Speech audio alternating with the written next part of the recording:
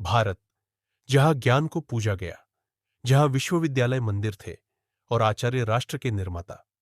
12वीं सदी में नालंदा का पतन सिर्फ एक इमारत का नाश नहीं था, वह भारत की ज्ञान परंपरा पर पहला बड़ा प्रहार था।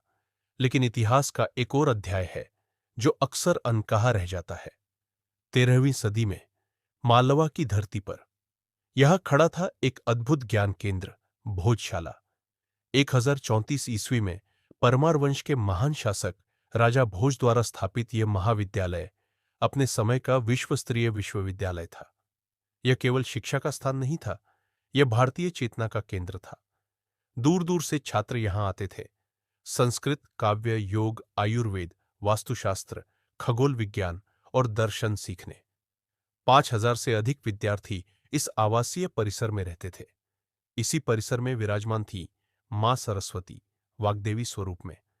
इसी कारण इसे सरस्वती सदन भी कहा गया। यह मंदिर नहीं, बल्कि ज्ञान, संस्कृति और आत्मबोध का प्रतीक था। लेकिन ज्ञान की यह लौ आक्रांताओं को असहनीय थी। 13वीं सदी में अलाउद्दीन खिलजी, 14वीं सदी में दिलावर खान और 15वीं सदी में महमूद शाह खिलजी, 3 बार इस पवित्र स्थल को तोड़ा गया, जलाया गया, रौंदा गया।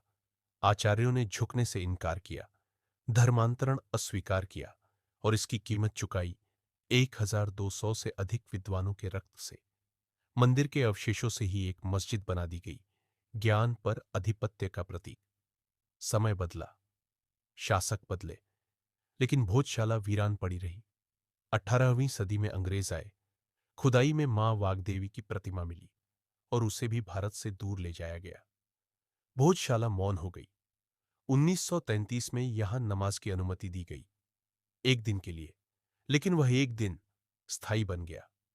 विडंबना यह कि उसी भूमि पर सरस्वती पूजा के लिए हिंदू समाज को दशकों तक अदालतों के चक्कर लगाने पड़े।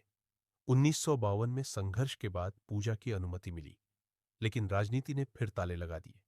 साल में सिर्फ एक दिन पूजा, हर शुक्रवार नमाज। ये कैसा न्याय था?